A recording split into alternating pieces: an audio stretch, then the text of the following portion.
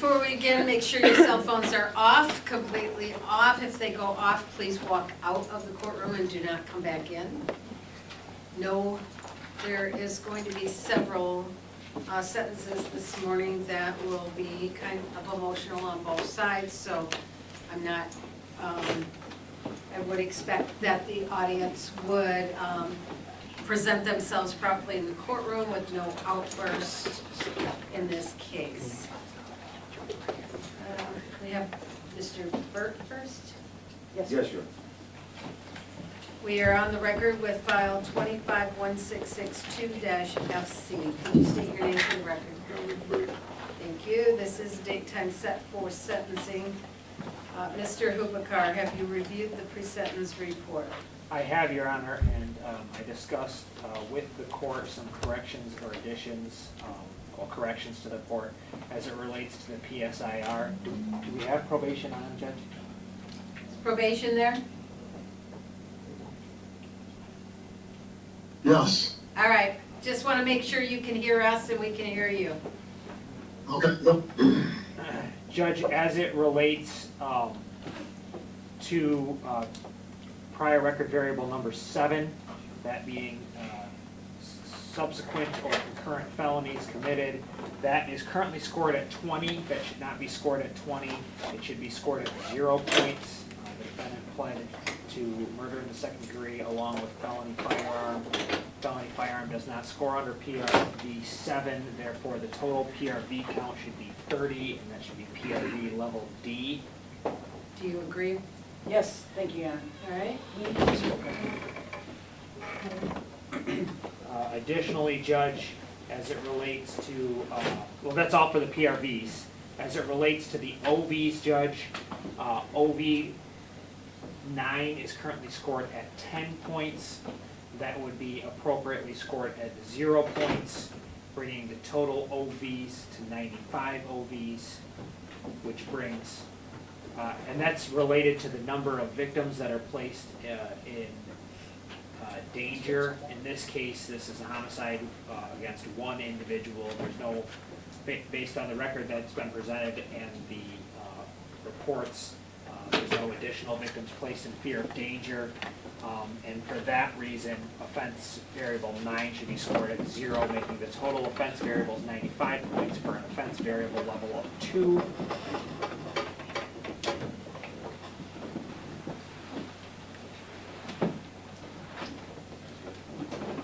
Okay, and do you agree with that, Mrs. Perry? Yes, thank you, Your Honor. And so that then changes the guideline range to, 225 to, I believe I informed the court and changed it. I don't have. 562. That sounds correct, Judge. You agree? Yes, thank you, Your Honor. Thank you. Any other additions or corrections? Mr. Hooper. No other additions or corrections. Those were corrections that were brought to my attention by Ms. Perry. Ms. Perry, have you had an opportunity to review the pre-sentence report? Yes, Your Honor, and I will say that, you know, Ms. Konski was the prosecutor on this case. However, she had put notes in the file, and Mr. Hupakar and I have been talking all week long about correcting the guidelines to be accurate. So Any those other are the additions or accurates. corrections? No. And Mr. Burt, have you had an opportunity to review the pre-sentence report? Last night. Pardon? Last night. All right. Do you have any additions or corrections? No. Thank you. Mr. Hupakar, do you have victim or would you like to make any comments? I do have a victim representative that intends to speak, Judge. At least one is still undecided, and that's David Churchwell, the brother-in-law. Mr. Churchwell? Can I have a seat right there for me?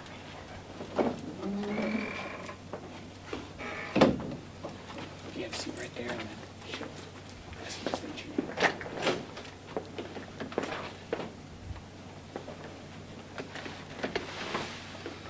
Good morning. Good morning, Your Honor. Could you state your name for the record, please? David Churchwell. And how are you related? I'm Desmond's brother-in-law. Thank you. Go ahead. First, I have a letter from his 14-year-old daughter that couldn't be here, and she wanted me to read it. Go ahead. Your Honor and members of the court, A man who sits here today trying to escape full measure of what he did.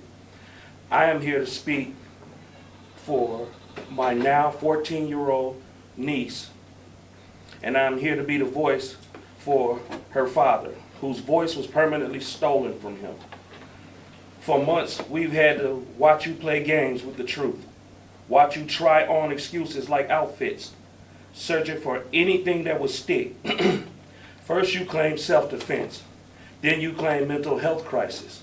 Finally, when the weight of your own cowardice caught up with you, you did what cowards do. You took a plea deal to save yourself. But let's look at the actual facts that you cannot plea bargain away.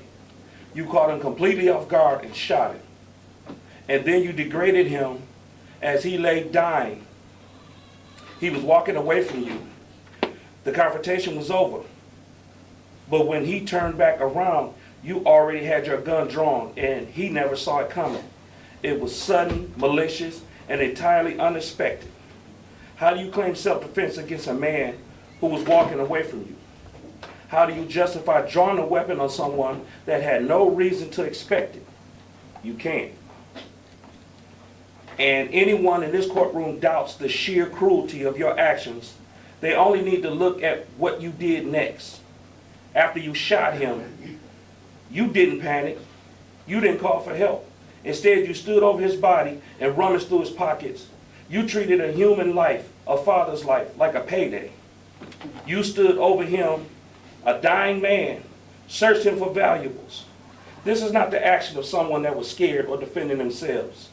This is the action of a cold, heartless criminal. That the real reason you took that plea is because you couldn't face a jury with the truth of how monstrous you were in that moment. While you sit in the cell recalculating life, I am left doing the real hard labor. And this is his child's mother. I am a single mother now, left entirely alone to clean up the wreckage and the bomb which you dropped in our lives. Every single day, she looks into the eyes of her 14-year-old daughter.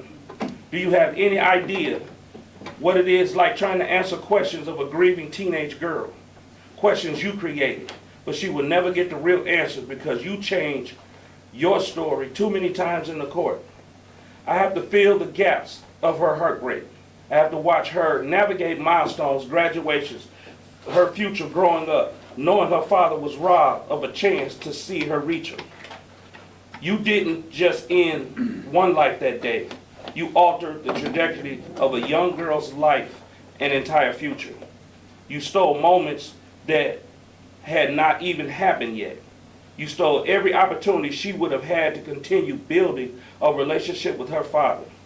Now she will never have a chance to work through missing pieces that she had to mend, to ask questions, to heal old wounds, to build something better with him. That opportunity was taken from her forever.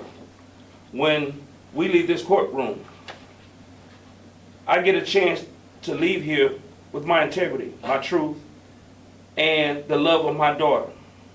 You have to leave here and go back to a concrete box. As you sit there day after day, year after year, I want you to remember, and I want you to think about the shock on his face when he turned around. And I want you to think about what it felt like to stand over him and rummage through his pockets. And I want you to think about a 14-year-old girl who has to live with your choices. You gave her a life sentence that she will live with forever. Your Honor, and this is the child's mother, I ask that you hand down the absolute maximum sentence allowed by this plea. He showed no mercy, no deficiency, no accountability. Please ensure that the sentence reflects the permanent devastation he has caused with a single pull of a trigger.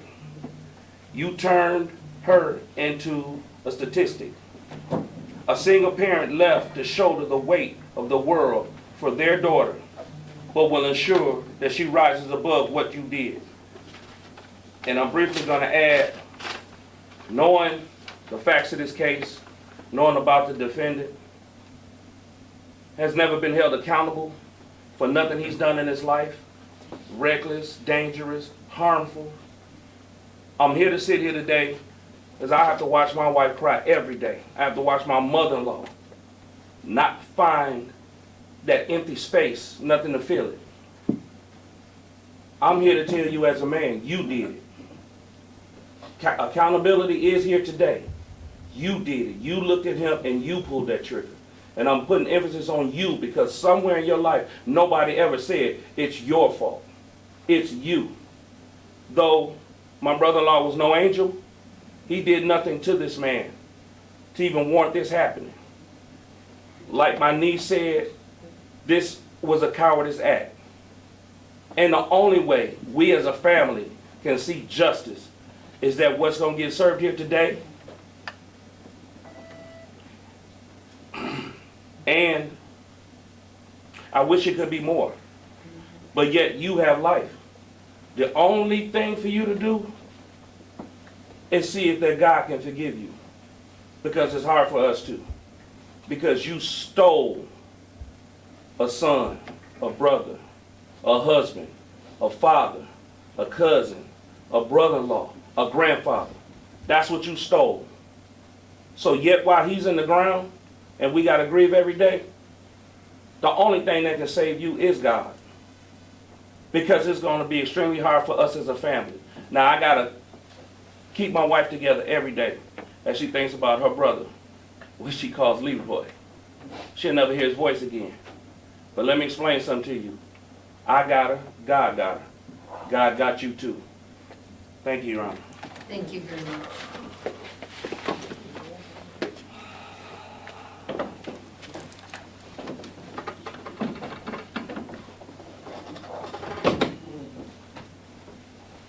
Judge, if you give me one moment, I can inquire whether the other, okay.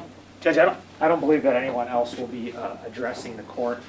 Obviously, these cases are very emotional for the parties that are involved.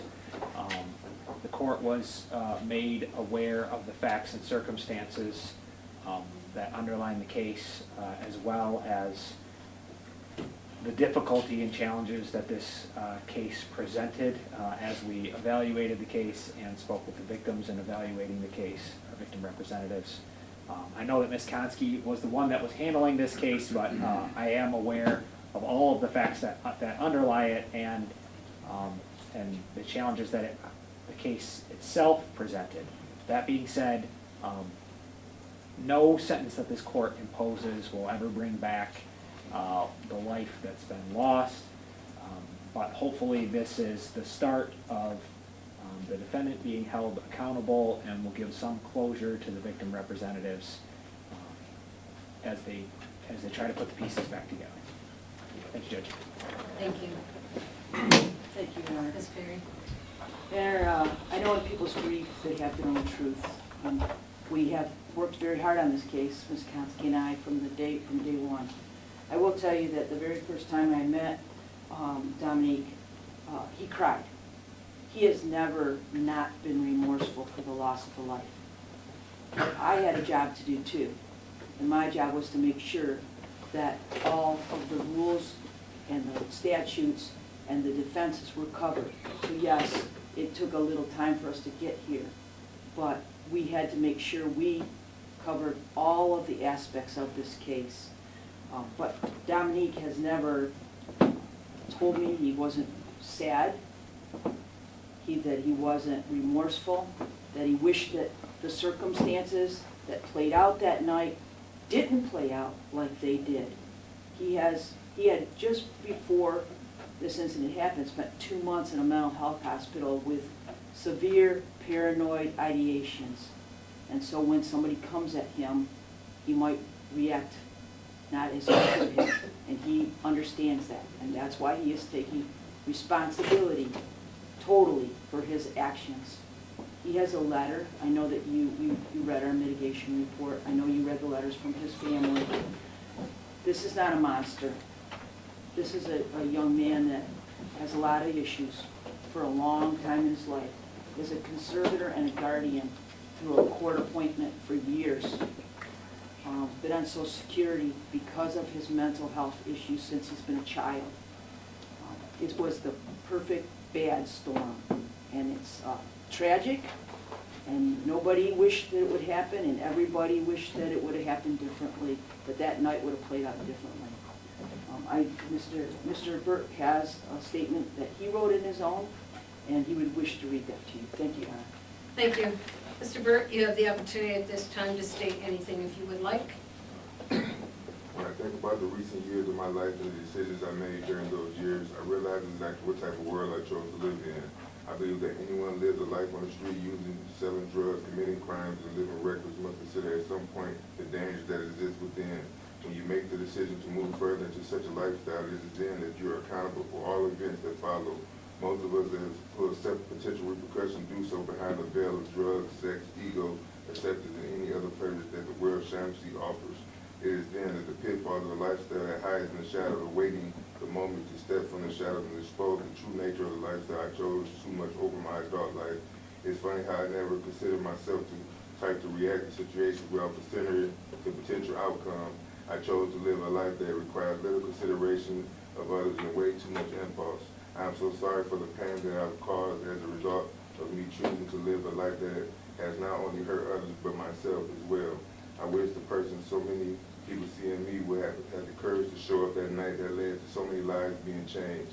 I hope the Bridgeford family can appreciate the good that can come from someone learning to appreciate the life spent on helping and being strong for this community. I hope the Bridgeford family can find their hearts to forgive me and heal from the wounds left from this insensitive act on my part. I never planned on a night or incident to go the way it did, and I learned a very valuable lesson about what the street life leads to in so many situations. I apologize to all affected by my actions and pray that my remorse for the pain I have caused is received as genuine.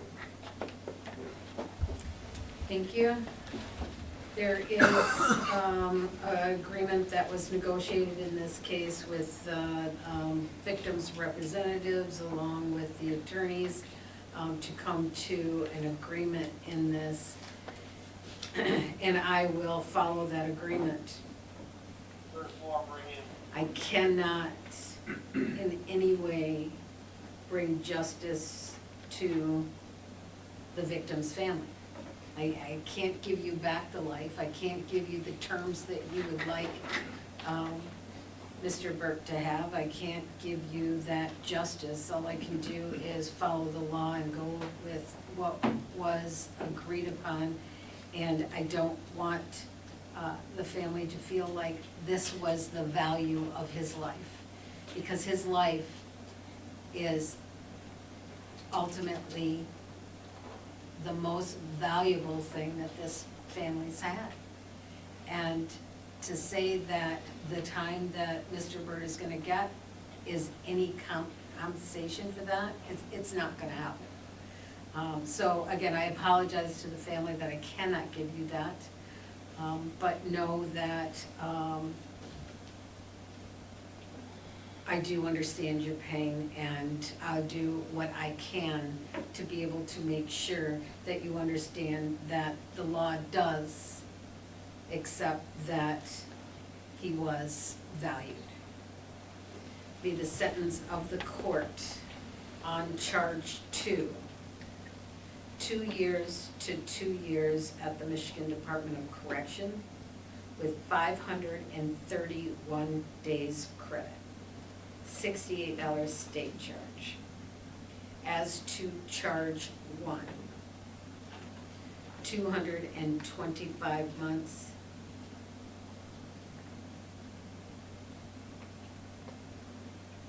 To 95 years at the Michigan Department of Corrections. $68 state charge, $130 crime victim fund, $450 court cost. You have the right to file an application for leave to appeal your conviction and sentence if you are financially unable to afford an attorney. One would be appointed for you at public expense. You have 42 days from today's date to appeal. Anything further? Something from the people, Judge. Thank you, we are off the record. 531 on the charge 2 and nothing on charge 1 because it must be served consecutive and after anything he got on charge 2. Thank you. Probably 0 days, right, Your Honor? Correct. Count two. Count Or one count is one. 0, count 1 is 0, count 2 is 531 because count 2 has to be served. Count 1 has to be served consecutive and after count 2. Correct. Thank you. Thank you. We are off the record.